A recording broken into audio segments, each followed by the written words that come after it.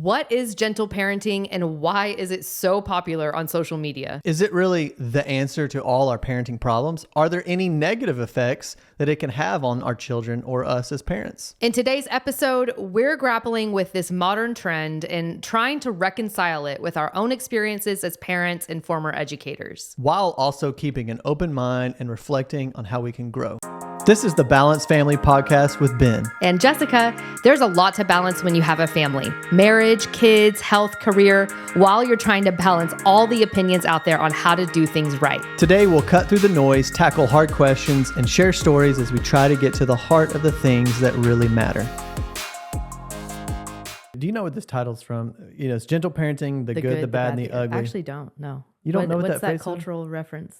I don't know. See, this is the difference between our upbringing. You were under like the cool, trendy, hip stuff. I was in a very cool, trendy house. I knew all of just like the cultural, historical, significant things in pop culture. Clint Eastwood. It's a Clint Eastwood Western. I've never seen a movie by him. Yes, you have. I have not. Have you seen $1 Million Baby? No. Oh, is that the one with what's her face, the boxer girl? Yeah. Okay, I've seen that. But like, I'm talking about the old Westerns. School. Yeah. He's a cool dude. Spaghetti Westerns. Have you ever heard of the phrase spaghetti Westerns? Oh my gosh, you don't know what a spaghetti Western is? I'm not Southern, honey. That is not a Southern thing. It's an American thing. Okay, Everybody knows off what topic. spaghetti Westerns are. Stop attacking me. How do you not know what the spaghetti Westerns? Okay. Okay, whatever. Move on. Okay. The good, the bad, the ugly. I will tell you after this episode. That's fine. So anyway, yes, there's a movie called The Good, the Bad, and the Ugly. Got it. We're going to All talk about the good, the bad, the ugly, and gentle parenting. Yes, exactly. Now, let me say this, folks on the airways. We are not like quote unquote experts. No. We are not psychologists. We are not, academics in this area, but we are intentional parents. We also have advanced degrees in education of children. And lots of teaching experience. We do have a lot of street cred in that regard, but the reason I preface that is I'm not going to sit here and quote all these studies and this book and that book. It's like what we have to talk about today is balance. Mm-hmm. And like spoiler alert, when we talk about something, it's going to end up talking about balance, but also that a lot of what we are going to reference is just stuff we picked up from the scene of gentle parenting, from the vibe, if you will. It's not just like we're going to break down all of the different ideas about it. So if we say something that doesn't match perfectly with the philosophy, forgive us for that. And I also want to say we've got another episode in the works called Old School Parenting, the good, the bad, and the ugly. Yeah, so we're not just going to only pick on the gentle parenting. We're going to pick on everybody. We're going to pick on it all. Yeah. Because it all has some good, has some bad, has some ugly. Yeah. All right, let's talk about the good. We want to run into that? We did write down, we wanted to encourage our audience to ask yourselves these questions as we're talking, as well as future parenting episodes. Are you intentional with the way you parent? What motivates you in your parenting philosophy? Is it motivated by what you experienced as a kid and how you want to move away from that? Sometimes maybe swinging the pendulum too much. What is the actual vision for your child, for your family? Those are questions to think about when you want to become more intentional. All right, let's talk about the good from the gentle parenting movement. I think that those are great questions to ask because we all come into parenting and raising our children with preconceived notions and natural bents and things like you mentioned that we're trying to also push up against. And so I think that when we assess our motivations and our reasons behind why we maybe want to parent a certain way, I think then that can reveal some things. And so the reason why we started this episode with those questions is as we go through and as we discuss what we see inside of gentle parenting, it may cause you to kind of assess ask yourself some of those questions. Yeah. That would be good questions for you to ask as you're listening to us talk. That's great. Great. Before we talk about the good, what is gentle parenting? Well, if you Google it, the new AI overview here says a parenting style that emphasizes empathy, respect, and understanding and aims to help children develop emotional intelligence and social skills. In a nutshell, that's what it is. It's also known as child-led parenting, respectful parenting, conscious parenting, mindful parenting, or intentional parenting. Okay. With that, what are some good that you see, Jess? I mean, I think one thing that I see a lot about on all the gentle parenting social media accounts, at least, is an emphasis on the parent's responsibility to regulate yourself, control yourself before you require your children to control themselves, regulate themselves. And I do think that is something that is essential as a parent, because you are the role model, and a lot of parents want to blame their kids for the reason why the parents feel this way. I speak from personal experience. Yeah, we're all been there. Because I mean, we have some, if you know Ben and I, and you've listened to our previous episodes, you know that we are both very passionate people. And so therefore we have produced 3 incredibly passionate girls. Big surprise. Surprise, surprise. And so that, when they were toddlers, I'm sure you can imagine what that was like, especially as a stay-at-home mom. And I found myself a lot of times, of course I'm freaking out right now. My kid is doing blank, blank, blank, and blank. And a huge personal transformation that happened inside of me was when I finally started taking responsibility for myself, my own actions, working on my emotional responses, so that then I could parent from a place of peace and calm. When you talk about just like setting the emotional environment, I think about just how many parent-teacher conferences we've been inside of, or teenagers we've interacted with. As teachers, excuse me. Yeah, because we used to be teachers. You don't know, we've taught thousands of kids. Lots of kids. And ages, 8 to 18? 18, yeah.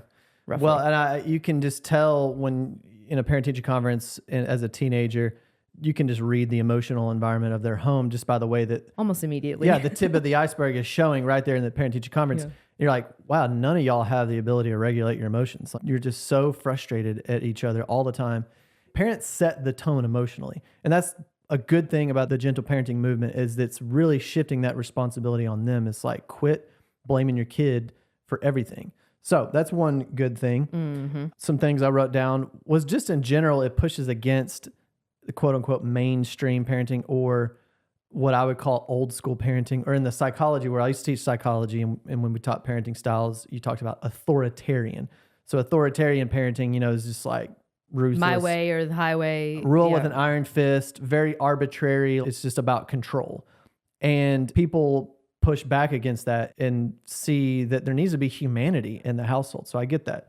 Totally get that. 100%. Everybody sees that in every culture. It's not just American, but in other cultures you travel around the world, that is kind of like the default sometimes as parents, is just like control, authoritarian. But I will say, growing up here in Arkansas, it's kind of comical sometimes, because you can be in an area like where we live that's more urban and educated, and like, parents are like perfect angels at the playground, and you drive to like rural Arkansas, and I just never forget I never forget being in a playground. We stopped on a road trip to let the girls run around at a playground. Yeah. I just never forget this mom, like way across the park, saw her kid doing something. I don't know. You want me to whip your butt in front of all these people? And we were both like, what? To our, because we live in just kind of a different part of the state. But I laugh because it's just like, it's a different world sometimes. Yeah. So I think definitely humanizing children, treating them like, like people, I think is important. I think one other thing too is the power of naming emotions. And that's something that I have picked up from gentle parenting, and I actually use. So when my girls are, I have one in particular who kind of just likes to shut down when she gets frustrated, and she has a really hard time articulating how she's feeling. And so like her actually naming her emotion and saying like, I'm feeling really embarrassed, or I'm feeling really angry because blank, helps her then be able to process through that. We have a conversation, et cetera. And then we're able to kind of move on. So you're saying kind of like there's just like a skill. There's like an emotional, it's that emotional intelligence. If you never heard that phrase, it's big in education world, it's big in the gentle parenting world, emotional intelligence. Another, you have to say it like that whenever you... Emotional intelligence. Emotional intelligence. Which in a nutshell is just being aware of your feelings. Right. Being able to describe them. And that is a good skill to have and to teach children. 100%. So the last thing I'll say about the good of gentle parenting is just from us and our faith. We are believers, we are Christians, and we try in our home, we're always relating things to the Word of God. And for me as a man, like when I read, there's a lot of scriptures about compassion and gentleness and kindness and love and peace and joy. Earlier when you were talking about taking responsibility for the emotional environment, like that lines up so much with what I feel as my responsibility as a father of like, I've got to set the tone. And if I'm not gentle, if I'm not kind, compassionate, like the word says, how am I going to expect my daughters to be nice to each other? And so you want to be modeling the behaviors you want to see in your kids. And I think that just from our like Christian perspective, like that lines up spot on with just the way a family should work. 100%. All right. You want to get into the bad. Now, it's funny. We followed this naming format, the bad and the ugly, but I don't necessarily know where it like starts and stops between the bad and the ugly, but we did make a little outlines. I would say the bad, and when we say any of these, it's not just we're blaming the people that promote gentle parenting. It's sometimes the way it's interpreted. And I will say that the way that this is still interpreted is that it's very behavior based. That there is so much emphasis on the emotions and what type of outcome that parents want to see that it's actually not heart-based. And what I mean by that is like in our home, we are always trying to assess our motives and coming to a more pure motive and a value system and a heart toward things. An example would be like in our home, we honor service and sacrifice. That kids are going to be selfish. All kids want what they want. But in our home, we have conversations about giving to others and sacrificing and the joy that comes from giving versus receiving. And that's a value system we're building. But what happens a lot of times in gentle parenting, there's so much emphasis on the feelings and the behaviors that they don't actually get to the root of a kid's heart. And that sometimes the root of those emotions is off. Mm-hmm. Needs instructions. It's not just an unmet need, because I think that's actually a huge part of gentle parenting is they have unmet needs. They have an unmet need. And it's like, I mean, maybe, yeah, sure, sometimes, but that's definitely not all the time. Sometimes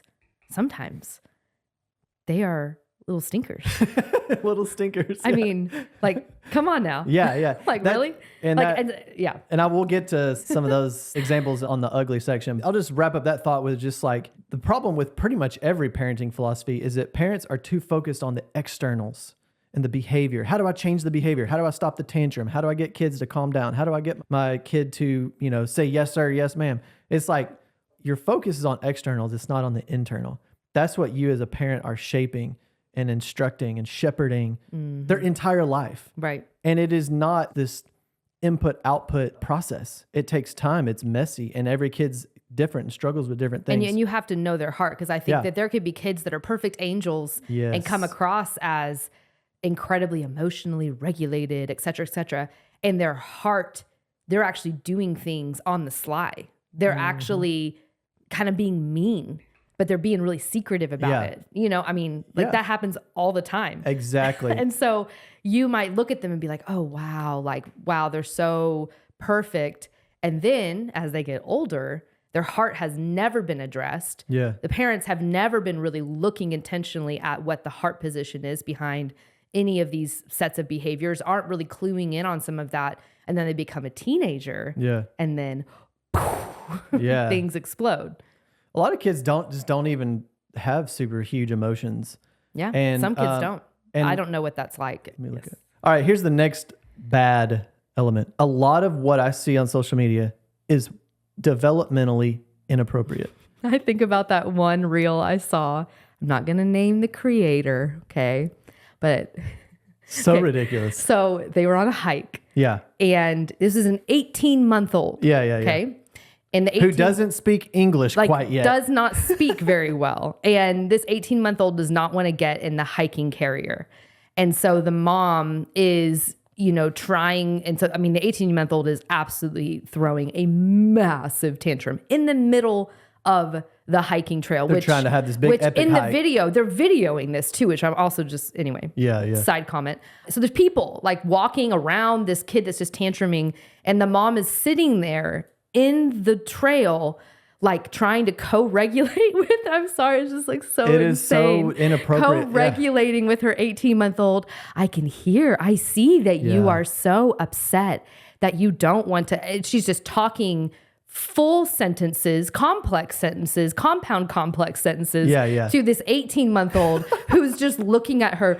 And that is and they were actually filming this as a model for gentle parenting. And I looked at it and I was like, that is insane. Yeah. Like, no. Well, you and I were, I'm not trying to just toot our own horn, but we were watching that and it was just like a creator with a lot of like a big following. And we're just like, she's obviously a new parent. Like you don't know how to talk to the toddler. You clearly have no street cred. Like you probably just don't need to go on this hike. Like, like you just can't do certain things and have peace of mind. Because we are big hikers. I mean, so it hit home because we're big hikers and we have a hiking carrier and we have had 18-month-olds do the exact same thing. And we most certainly didn't sit down in the middle of the trail and try to psychoanalyze them. Like, well, and I think what's interesting, Jessica, is that, and the reason a lot of people resonate with that content is that it gives them something to do, a way to respond. It gives them a sense of control. Yeah. And it's like, okay, there's this out of control experience. If I could just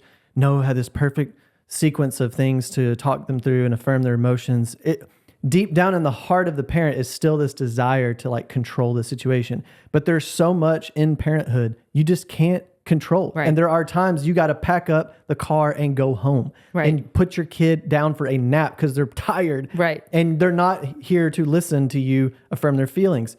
And so that brings us especially an 18-month-old. Brings me to my next point, not developmentally appropriate. The next one is you got to have a PhD in psychology to do some of that stuff that they do on social media. It's just like, I just imagine like... Well, because we've worked with so many families from so many different walks of life, okay? So we have, when I say we have a lot of experience, I worked with special ed with like low income families. Ben has worked in a myriad, like there is no way that some of these parents could do this. It's completely unrealistic. Yeah. I mean, I couldn't. Yeah. It's anytime that you're watching something like that, if it starts to get just so complex that you can't just figure out the baseline takeaway, like, or if you feel like you need this whole other course or book to read to understand, it's not a good philosophy. It doesn't work. Right. We believe in doing deep work and being intentional and stuff, but you learn a lot by just talking as a couple, not watching a lot of these creators do have PhDs trying to tell you who does not have a PhD how to parent. If you want to have a good, meaningful conversation, go look at a parent and they produce kids in their home. Right. They have teenagers above. There is stability. There's respect. But also there is the gentleness. There's the balance like we talk about. It's like, go look at a home that you respect and go ask them how they did that. Go 20 question them. Yeah. Like, which is what Ben and I do on a regular basis. Yes. We had a meeting with a couple this summer to talk about one of our children. So we were like, because they're, a couple steps ahead of us in terms of timelines with having kids. And we're like, what should we do? And we received amazing counsel. It's We sought that couple out because their daughter had just got married. And we have a lot of respect for that daughter. But we also know like her journey and just because we're friends with her parents and we know some of the struggles they went through with her in their relationship. And we saw just how they worked through that and came on the other side. And we wanted to glean from that. And it wasn't gentle parenting. Okay. Spoiler alert. It was not this. But it wasn't always a cut and dry thing. It was complex. And that's how things, kids are complex, which brings us to the next point. Like all kids are different and need different things. We experienced that with our 3 kids. Yeah. Some of our kids, like, like you could be a drill sergeant. And they're going to laugh at you. And they're going to laugh at you. And then another one, if you say something wrong in a negative tone, they're going to break down and cry. Yeah, she will absolutely have a meltdown. And that's something that we've had to learn is the same values and principles stay the same boundaries have to stay the same. But a lot of times your strategy is very different with every child. And gentle parenting puts all kids in this nutshell that they all need to just develop in this same way. And that's just really not true.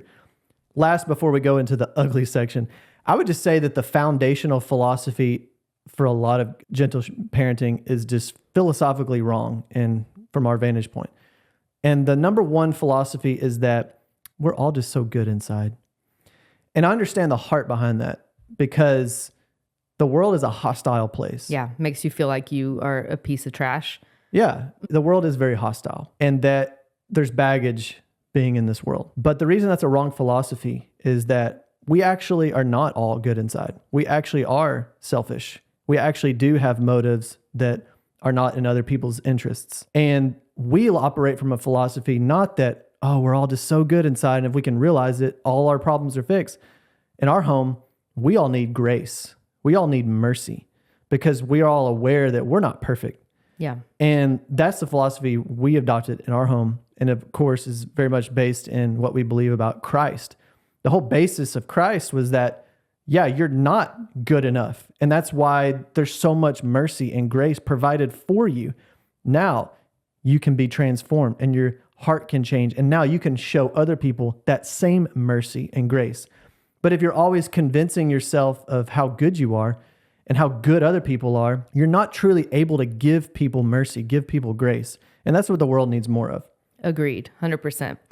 All right. Do you want to get into the ugly? The ugly. And this is where we're going to share a little bit more, I think, of our personal experiences with this particular parenting philosophy, because a lot of people might actually think that this is new, but this parenting philosophy has been around. It's had different names, different seasons of time. This is not a new thing.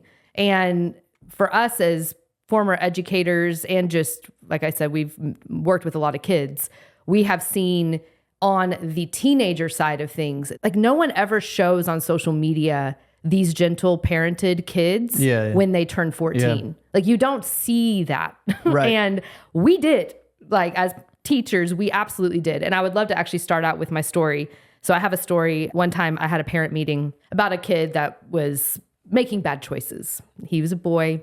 He was 13, 14, somewhere in there. He was making bad choices. And this family very much was a gentle parenting family, probably more on the lines of permissive parenting, especially when the kids were young. And this boy was making choices that no longer were just kind of like, oh, he's just kind of disobeying and saying no, or, he's disrespectful. He was actually making choices that were dangerous for him, dangerous for his life, etc. And his parents were rightfully very concerned. And so we had this parent meeting to try to kind of strategize. And his parents were like, well, let's just come down hard on him. Let's ground him. Let's do this. Let's do that. It was hilarious, honestly, coming from their mouths, because all of a sudden they turned into this authoritative parent who was like, let's crack the whip. And me and my coworker just looked at them and we were like, no, like you can't do that. It's too late. It's too late to start parenting. Yeah. I mean, we weren't that blunt, but that was what I was thinking, was like, oh, so now you want to actually start enforcing limits and boundaries around your child when it's too late. If you do that at this point now, he is just going to rebel and he's going to get even further into the things that he was doing. And so I think that for me has always been a big warning sign and a picture for me of the product of this type of parenting. So what do you think? Yeah. The problem with gentle parenting, it is the gateway drug to permissive parenting. It's true. It's really hard to not actually cross that line. Yeah. And it's very blurry. And if you've not heard that phrase, permissive parenting, that would be like a psychology term, like more of an old school term for just like no boundaries in your home. But the reason it's the gateway drug, I call it, because it's so child-centric. It's so child-led. When children want to be led. They want boundaries. Children want authority. They need boundaries. They don't, like, they may not say that out loud, but deep down in their heart, they want definition. They want structure. They want leadership. And a lot of the gentle parenting voices, a lot of them they adopt that because they had negative experiences with authority. 100%. And that's something you got to ask yourself as a parent, like, what were your authority figures like? And 9 times out of 10, when you have somebody that's super authoritarian, way too harsh, you turn into the gentle parenting stuff really appeals to you. And what happens a lot of times is that whenever you start to have some burnout or you start to encounter real life struggles and the promises of the gentle parenting don't, pan out, you revert back to the only thing you know, which is freaking out and screaming at your kids. And that is what happens all the time. And then you start this shame cycle. Right, because parents are human beings. Yeah, because you're a human being. You can't listen to a child screaming at you. Yeah, or just like not doing what you're saying. It's like, oh my gosh, I just want to leave the house. And you just like are refusing to put on your shoe. Like you will have those moments. And then what happens because of this movement that emphasizes so much of you regulating yourself perfectly, you start this shame cycle of, oh man, I'm just like, I messed up I'm today. Just like my parents growing up, right. Or I'm, and next thing you know your whole focus is on yourself. And again, it goes back to like love and mercy in our home. I'm not perfect. Like I lose my temper. 100%. But I do too. You know, I go and I talk to my kids about it. We apologize. Yeah. Every time. And it's not just like this penance. It's like I talk to them about, yeah, you know, this kind of like triggered me and got me going. And next time, you know, I'm going to have more self-control, or I'm going to not, you know, get stressed about this situation. Right. Like, because the goal is not zero emotional outbursts. The goal is showing how to actually process through that. Because if the whole goal is for our kids to have emotional intelligence, if that is actually the goal, then they have to learn how, they have to see modeled for them how to actually work through those emotions as parents. And so I think, you know, so much of the emphasis is on the parents regulating themselves. And I think that's just, it's just not really realistic 100% of the time.